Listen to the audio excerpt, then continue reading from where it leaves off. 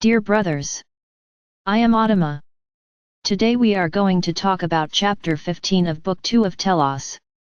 Celestia, my sister, brings us all the movement that exists in Telos to increase the vibration of the planet.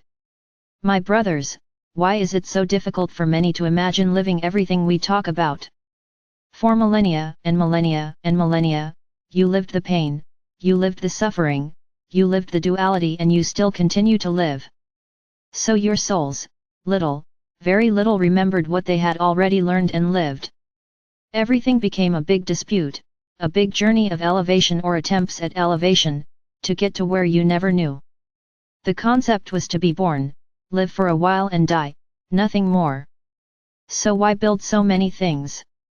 Why try to experience so many good things if the negative world attracted them more? The light is perfect. Light brings balance. Light brings joy. The light brings everything you need.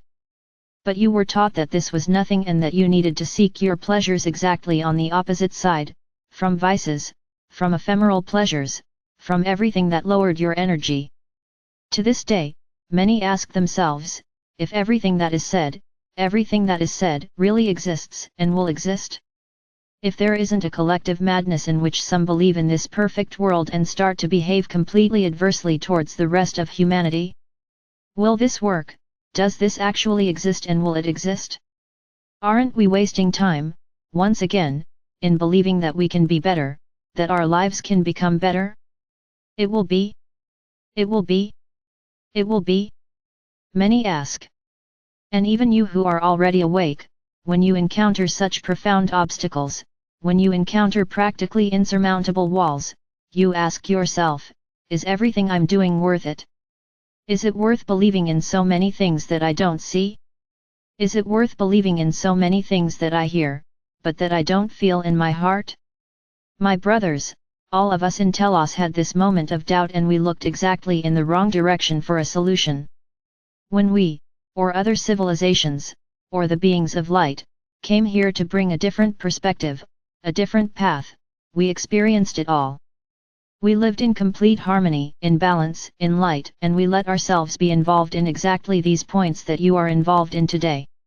And the result is there. And many still continue to ask themselves, but isn't there proof that Lemuria, Atlantis, and other intraterrestrial cities exist? What is the evidence? How can we be sure? There is only one answer that is in the heart. Your minds will never give you the correct answer, because you have been used to believing in what you see, in what is palpable, in what you can feel, see, to believe. But when you let your heart speak, all that story that is told to you starts to make sense in some way. It's as if you were a big puzzle that today is full of holes and the pieces that complete it don't appear.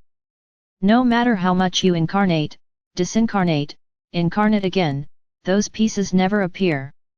But by a strange coincidence, when you allow yourself to listen to your heart, when you allow yourself to believe everything we say, when you allow yourself to believe and live what we say, these pieces begin to appear, and you begin to put together the puzzle. Head. And then some things start to make sense. And this is how you get involved, allow yourselves to live more and more from the heart. We know and are aware that there will be moments when you will still look at that wall, initially insurmountable, and say, what was the point of me believing in so much? There's an obstacle here that I don't know how to solve. And I tell you, any obstacle can only be resolved with the heart. The more you make that obstacle a real, physical wall, the more it will grow. When you take that wall and transform it into a shapeless thing, and you little by little start to mold it in your hands, each time reducing it a little bit, acting with it as if you were children playing with clay in your hands. And you will find it enjoyable, squeezing that mass that is so large and so shapeless, but with each squeeze, it shrinks a little, and becomes increasingly softer for you to squeeze. Because you turned it into a game, you took away the strength of that wall, it stopped being a wall, it became something that you manipulate, and that you, with your hands and your childlike joy, shape, tighten, shrink. Condensing that mass that was previously so fluffy and is now becoming compact, but increasingly smaller. And there will come a time when the joy in your heart in that game is so great that that dough will simply disappear from your hands. And you will look at that wall and not see it anymore, because you faced it with the real strength it has, which is none. The strength of any obstacle is placed by their minds. The obstacle is always a lesson, and it is often small and easy to resolve, but when you look at it with anger, with disbelief, it becomes that insurmountable wall, because you gave it the strength to grow, you gave it strength for it to become a wall. Each lesson on your path will never be greater than what you will be able to do with it. You all have the ability to resolve them. All. But everything has to come from the heart, it has to be that look of a child, of a sweet game of kneading dough.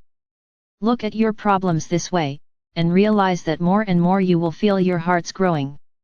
More and more you will look at everything with different eyes. Things will no longer seem strange and you unable to resolve them.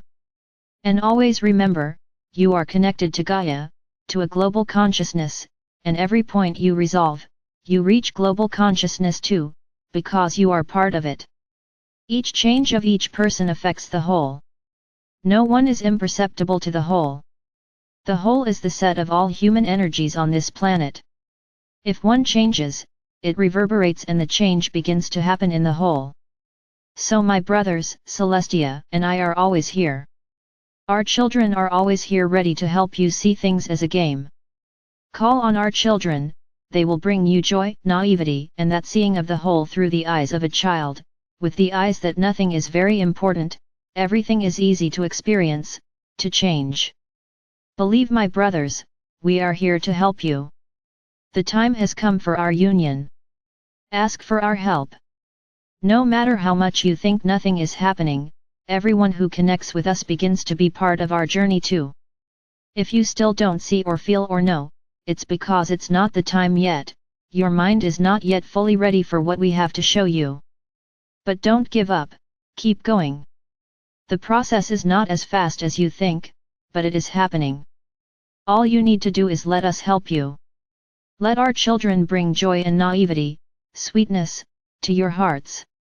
But do not understand this naivety as something that you will become foolish of on your planet, it's that naivety of seeing everything from a child's perspective, of seeing each wall as a game, as something they can climb somehow and get to the other side, without fear, because that's how children are.